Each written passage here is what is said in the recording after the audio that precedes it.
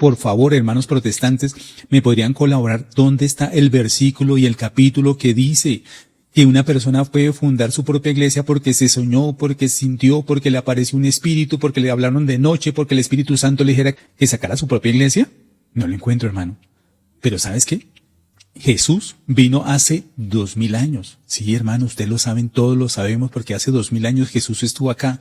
Y cuando estuvo acá, miren lo que encontré. Fundó una iglesia. Sí, claro, una sola iglesia. Y con unas características muy especiales. Y mira lo que nos dice Marcos 3:7. Dice, a Jesús lo seguía gran multitud, muchísima cantidad de personas. Y en Marcos 3, del 13 al 16 nos dice, y llamó así a los que él quiso. ¿Qué quiere decir?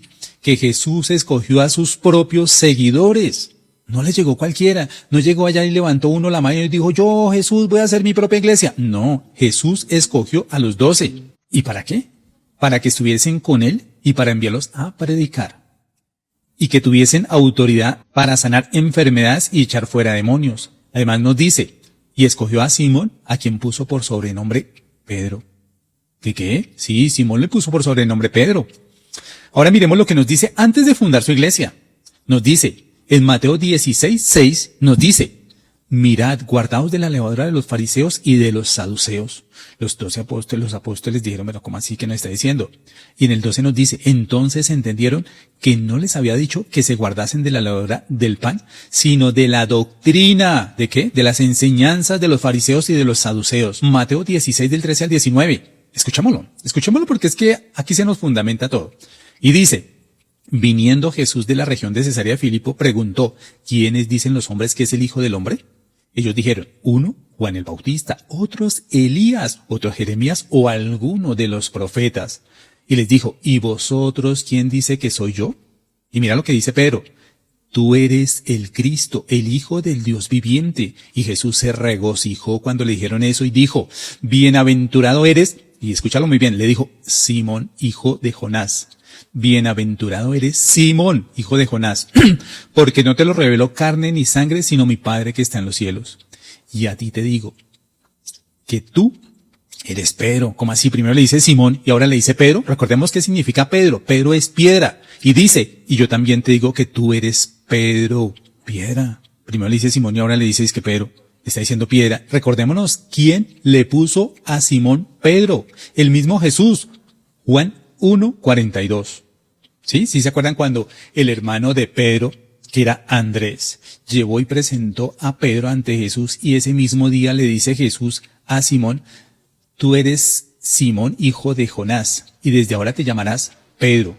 Y nos dice aquí, y yo también te digo que tú eres Pedro, y sobre esta roca edificaré mi iglesia. ¿Qué significa Pedro? Roca. Primero le dice Simón, ahora le dice Pedro. ¿Para qué, hermanos? Para que no van a salir con el cuentico, como salen muchos que dicen que Jesús se voltea y le dice así, dice, yo soy roca y yo sobre mí voy a edificar mi iglesia. Eso dicen unos, otros dicen que es una roquita, una rocota. Y aquí nos aclara algo. Está hablando del mismo Pedro, el mismo Simón que le puso Jesús Pedro, ¿no? Entonces nos dice, y yo también te digo que tú eres Pedro y sobre esta roca edificaré mi iglesia. ¿A quién está hablando? A Pedro. Y por si acaso, ¿no, hermanos? Y dice, y las puertas del Hades no prevalecerán contra ella. Hace 2000 años Jesús fundó una iglesia y dice que nada ni nadie la podrá destruir. Hace 2000 años.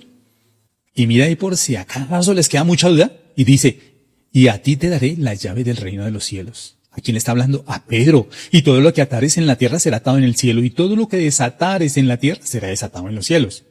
Ahora miremos lo que nos dice Juan 17, 20, 22. Mas no ruego solamente por estos, ¿por quiénes? Por los 12 apóstoles, ¿cierto? Sino también por los que han de creer en mí, por la palabra de ellos. ¿Por la palabra de quién? De los 12 apóstoles. O sea, el que le crea a los 12 apóstoles es el pueblo de Cristo. Para que todos sean uno, como tú, oh Padre, en mí y yo en ti. Que también ellos sean uno en nosotros. ¿Qué nos está hablando? De una iglesia. Para que el mundo crea que tú me enviaste. La gloria que me diste, yo te la he puesto a ellos para que sean uno como tú y yo somos uno. Y miremos lo que nos dice Efesios 4, 11, 13. el mismo, escúchalo muy bien, el mismo, por si acaso les queda alguna duda, el mismo Jesús constituyó a unos apóstoles, a otros profetas, a otros evangelistas, a otros pastores y a otros maestros. ¿Para qué? A fin de perfeccionar a los santos para la obra del ministerio, para la edificación del cuerpo de Cristo. Jesús los escogió, el mismo Jesús escogió su pueblo, su iglesia. ¿Hasta que qué? Hasta que todo ese pueblo que ha llamado a los 12 apóstoles, que han traído para formar la iglesia de Cristo, dice, hasta que lleguemos todos a la unidad de la fe y del conocimiento del Hijo de Dios, a un varón perfecto, a la medida de la estatura de la plenitud de Cristo. Jesús escoge su iglesia desde hace 2000 años, no muchas, es una sola iglesia, y escogida toda desde el inicio por el mismo Jesús. Ahora miremos lo que nos dice Efesios 20:22. Edificaos. Escúchalo muy bien, hermanos, porque es que ahora los amigos protestantes dicen que ellos hablan directamente con Dios, pero están dejando de lado la palabra. ¿Qué nos está diciendo la palabra, hermanos? Escuchémoslo muy bien. Edificaos sobre el fundamento de los apóstoles y profetas. Tenemos que formarnos por medio del fundamento de los apóstoles y profetas. Quiere decir que Jesús va a dejar a sus apóstoles, 12 apóstoles, y va a dejar profetas que ya nombró, que nombró también pastores, maestros, ¿cierto? En su iglesia. ¿Quién los nombró desde un inicio? Jesús, ¿cierto? Siendo la principal piedra del ángulo, Jesucristo mismo. Sí, claro, Él es nuestro maestro más grande, pero dejó encargado a los apóstoles y profetas para que dirijan su iglesia. No es que yo llego y me levanto y miro al cielo y entonces me dirijo directamente. Hagámosle caso a lo que nos dice la palabra, hermanos. Si nos dice que tenemos que ser edificados sobre los apóstoles y profetas, hermano, ¿qué tenemos que hacer? ¿Y quiénes son los apóstoles? Primer apóstol, Pedro, que lo dejó como cabeza, y desde ahí la Iglesia Católica ha venido en sucesión apostólica y nunca ha dejado de tener un solo apóstol que ha sido la cabeza, Pedro, y que han formado, es lo que nosotros llamamos en la Iglesia Católica los papas, el padre de la Iglesia, que fue como padre que lo dejó Jesús a Pedro, ¿cierto? Y han venido hasta este momento 267 hermanos. ¿Quién? Que por sucesión apostólica se han venido formando, ¿cierto?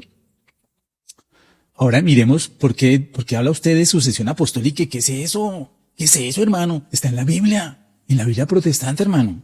Seguramente tú nunca lo has visto. Mira lo que nos dice Hechos 1, del 15 al 25 nos dice, Pedro nombra al sucesor de Judas. ¿Quién lo nombró? Pedro. ¿Por qué? Porque Jesús lo dejó como cabeza de la iglesia y él es el que tiene la autoridad de formar la sucesión. ¿Qué quiere decir esto?